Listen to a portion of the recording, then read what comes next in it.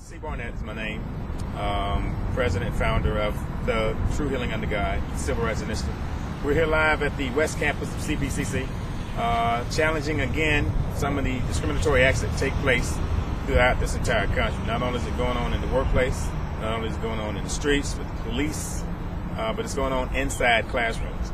So we're here live today with a good friend of mine, Mr. Anthony, who's actually a student of C.P.C.C, and he's going to elaborate briefly on what's going on and what we plan to do to address this particular issue of what we call our group considered C.P.C.C 6. We're 6 students and maybe even more as we begin to do the research. Was kicked out of a particular class. A teacher who's been in position for 31 years felt the need to kick them out of the class for very minor reasons. And Mr. Anthony will elaborate on that now. Like I said, my name is Anthony. I was a current student of C.P.C.C at the PTA program. That's the Physical Therapy Assistant Program. At the beginning of the class, the instructor informed that there was going to be 15 people who failed the program. You know, that doesn't sound like a lot, but there was only 28 to 30 in it to begin with. So from my background, if more than half your class is failing, at some point you might want to look at that instructor. At some point you might want to look at that hierarchy and see where it's failing at, where it's failing these students. Like he mentioned, there's 6 that we currently know of. There's probably more. There's me, myself, who currently have a Bachelor's of Science in Business Administration from the University of Massachusetts. There was several other students also who had bachelor's degrees. One had an extensive background in the physical therapy world, yet he wasn't able to pass this program neither. Now, the part I want to put out to the public is we started this program, and for the same reasons why I got disqualified, the teacher of Miss Weiner is allowing current students to pass the program. I'll give you an example. You have an opportunity to take a test over once. That's called the retake. The written tests I was passing. I was doing fine with those. Then the hands-on practical was more subjective. It was my word against her word. Whether I was doing the right part or whether I wasn't. You know, that was the only requirement. If she felt like I was doing the correct thing. So if you pass the first practical, you go on. If you fail that practical, which is anything below 75, if you fail, you had to retake it. And if you retook the second one and failed, then you kicked out the program. That's what happened to me. She said I went over my 5-minute time frame, which in itself is discriminatory because PTAs don't do evaluations. That's what she was asking me to do. And I've never seen a PTA work on a patient for just 5 minutes. I'll challenge anyone out there who can say they introduced, met, and performed their duties on a patient all within a 5-minute time frame.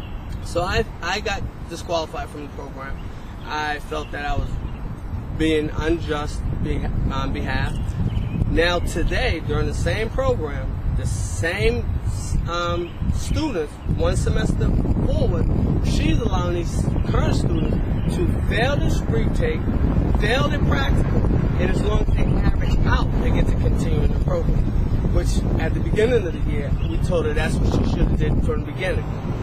But she picked and chose. Once she was able to shake certain people loose, she continued to go forward with the program where she is. So currently, she's within the same 2-year program. Within 1 year, the following semester, she has managed to alter her grading practices, create her students to look just like she wants them to look when they finally do pass. I think that's unfair. I think the public needs to know about what's going on. Now, CP as a whole is a good school if your primary focus is general education. Once you try to enter into the health allied program, they are more discriminatory. They're more isolated who they allow in. And if they do allow you in just for number purposes, they're going to make sure they get you out in a timely manner. So I just wanted to get that out. I also have another student who has an extensive background. He would like to be heard, but because it's a current issue, he don't want to actually be seen. His name's Craig X. Just for, purposes. Okay. And before we get into that, we also want to let everybody know that C.P.C.C has 5 campuses in this general area, Mecklenburg County. I just went past the Huntersville campus just on Sunday. We do plan to do a press conference, stage press conference in every one of the campuses. If these students, we're asking for 2 requests. Number 1, they be refunded the funds that they spent out prior to even entering into the classroom, which is close to $8,000 to $9,000. And number 2, we asked a simple request, which we asked EEOC for these requests, is to get a retest, but be retested by a different teacher. That's the only request that we had. They did not honor those requests, but we initiating what we call direct action with civil rights, which means we're going to stage these press conferences to expose what's going on inside of the classroom, because we're all out of options. And then lastly, we're considering a sit-in. I will literally go inside of one of the colleges and sit down to bring more exposure to this particular case. And I'm putting energy in all of my cases, because nowadays, since Barack Obama's in office, Mr. Faircon quoted the other day that since they can't get to Barack Obama, then they'll get to the little man in the corner, or maybe even the little man in the classroom. So we have to heighten our awareness. We have to also take civil rights up another level. Myself, Reverend Sharpton, Jesse Jackson, and others, we believe that in the spirit of Dr. King, there are still some injustices going on in this country. Still people getting beat by the police, people still being abused, and there's discriminatory acts going on inside the workplace, where every week someone's calling me saying they've been fired and they've never had a write-up. Just as the cases we did this past Saturday at a termination rally in Gastonia, North Carolina, where we had numerous of individuals coming in saying they had been fired off their job, and unfortunately all of their skin color was similar to mine. So today we're bringing awareness to this, and we're going to definitely be very proactive in getting the message out about these particular students who've been discriminated against. I just want to intervene on the monetary factor. You said 8,000 to 9,000. It's actually 8,000 to 900. 8,900. I'm sorry, 8,900. Sorry.